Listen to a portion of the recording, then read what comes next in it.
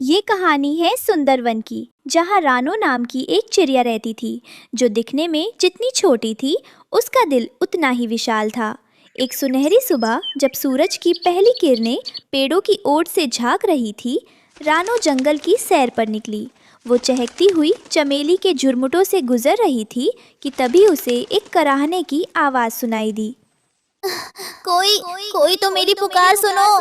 क्या यहाँ कोई रहमदिल रूह है? रानो ठिठक गई। उसने गौर से देखा तो एक पुरानी झाड़ी के पास एक विशाल गुलाब का फूल लगा था, लेकिन उसकी हालत बड़ी दयनीय थी। पंखुड़ियाँ मुरझा गई थी और रंग फीका पड़ चुका था। अरे, ये आवाज़! क्या तुम बोल रहे हो, प्यारे लाल गुलाब? हाँ नन्ही चिड़िया, हफ्तों से बारिश नहीं हुई और सूरज की तपिश ने मेरा दम घोट दिया है। मेरी जड़ें पत्थर की तरह सूख गई हैं। क्या तुम मुझे थोड़ा जीवन दे सकती हो? तुम फिक्र मत करो दोस्त, रानो के होते हुए कोई प्यासा नहीं रहेगा। रानो तुरंत उड़ी और पास की झील से अपनी छोटी सी चोंच में पानी भरकर लाई। उसने एक बार नहीं बल्कि 10 बार चक्कर लगाए। वो थक चुकी थी, लेकिन उसने हार नहीं मानी। जैसे ही पानी की बूंदें गुलाब की जड़ों में पड़ी, एक चमत्कार हुआ। गुलाब की पंखुड़ियाँ फिर से लाल मखमली हो गई और उसमें से एक दिव्य खुशबू निकलने लगी।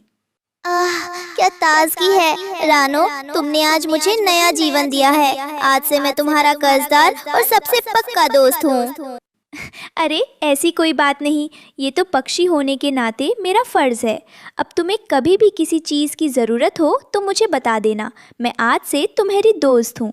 वहीं उसी जंगल में कालू नाम का एक कौवा रहता था, जिसकी आंखों में हमेशा दूसरों के लिए जलन रहती थी।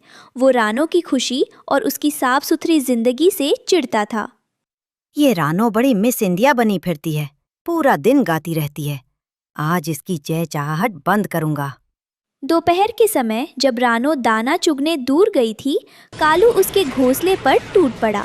उसने बेरहमी से एक एक तिनका बिखेर दिया और रानो के सपनों का आशियाना उजाड़ दिया। जब रानो लौटी तो उसकी आंखों के सामने तबाही का मंजर था। हे भगवान, ये क्या हो गया? ये सब किसने किया? मेरा घर ये किसने तोड़ा? किसकी दुश्मनी थी मेरे साथ? मेरा घर, मेरा छोटा सा संसार सब खत्म हो गया। अब मैं इस तूफानी रात में अपने पंख कहाँ छिपाऊंगी? वो सिसकियाँ लेती हुई अपने दोस्त गुलाब के पास पहुंची। उसकी आंखों से गिरते आंसू गुलाब की पंखुड़ियों पर गिरे। क्या हुआ रानो, तुम इतनी उदास क्यों हो? दोस्त, कालू कौवे ने मेरा घोंसला तोड़ दिया। मैं अब बेघर हूँ। जंगल के नियम बहुत सख्त है। जिसके पास घर नहीं, उसे रातों में जंगली बिल्लियों का डर रहता है। गुलाब का फूल अचानक कांपने लगा और उसके चारों ओर एक सुनहरी आभा फैल गई। रानो, रोना बंद करो। तुमने एक बेजुबान फूल की जान बचाई थी। आज वो फूल तुम्हारी इबादत करेगा। मैं कोई साधारण पौधा नहीं, मैं परियों के देश का जादुई गुलाब हूँ। देखते ही देखते जमीन से एक बड़ी सी बेल निकली और उसने एक अद्भुत आकार लेना शुरू किया। मिनटों के भीतर वहाँ एक मखमली गुलाब घर खड़ा हो गया। वो घर पूरी तरह गुलाब की पंखुड़ियों से बना था। खिड़कियाँ चमेली की थी और छत पर ओस की बूंदें हीरो की तरह चमक रही थी। हे भगवान, ये तो परियों की कहानियों जैसा है। जाओ रानो, ये तुम्हारा नया महल है। ये घर ना तो तूफान से टूटेगा और ना ही कोई दुश्मन इसे छू पाएगा। अगले दिन जब कालू को खबर मिली कि रानो एक जादुई घर में रह रही है, तो वो जल भुनकर कोयला हो गया।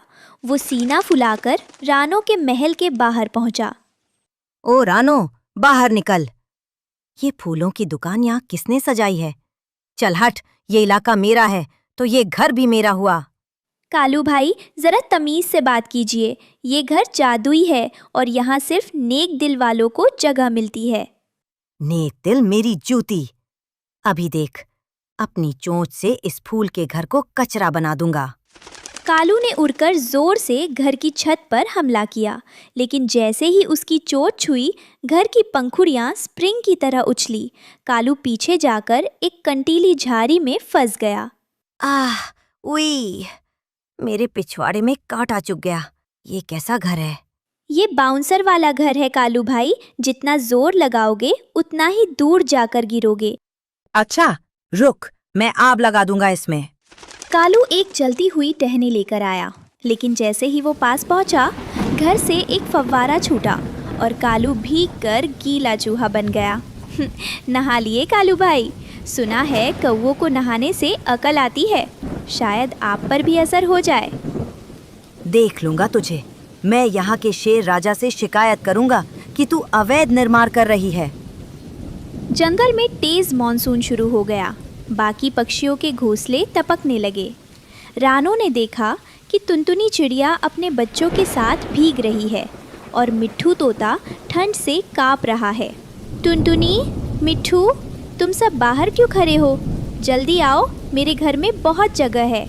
पर रानो, हम इतने सारे लोग इस छोटे से फूल में कैसे समाएंगे? तुम बस कदम तो बढ़ाओ।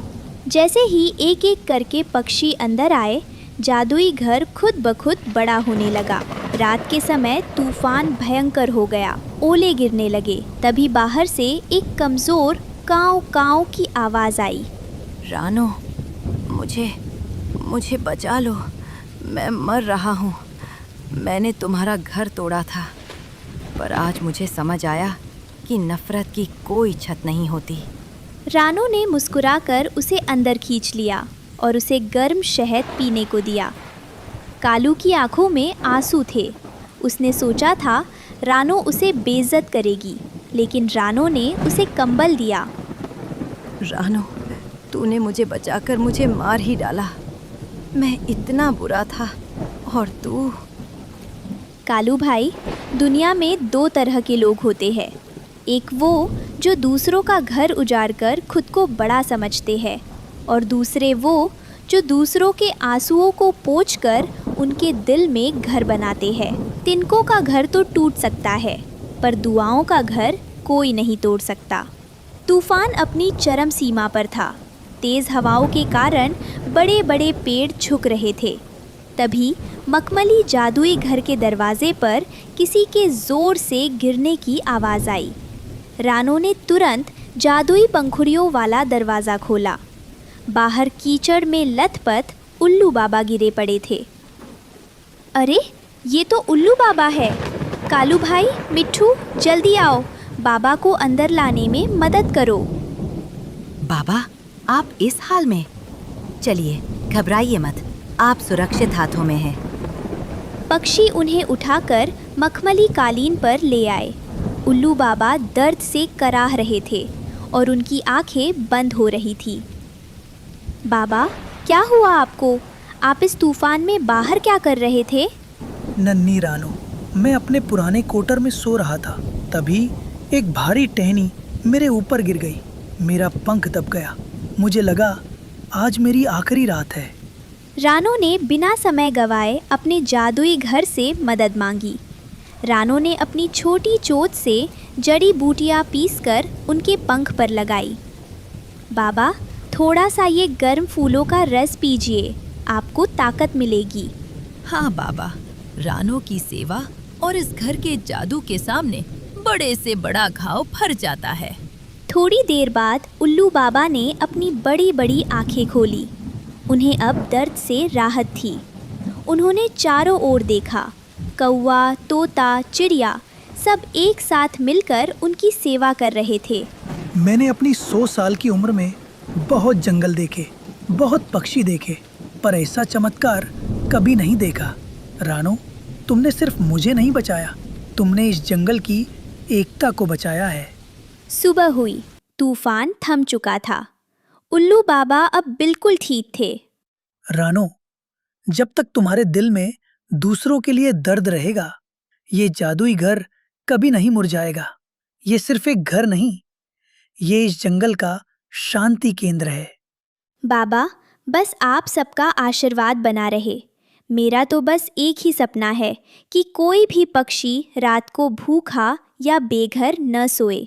वो जादुई गुलाब घर दोस्ती की हवेली के नाम से मशहूर हुआ, जहाँ न कोई छोटा था न बड़ा, बस प्यार ही प्यार था।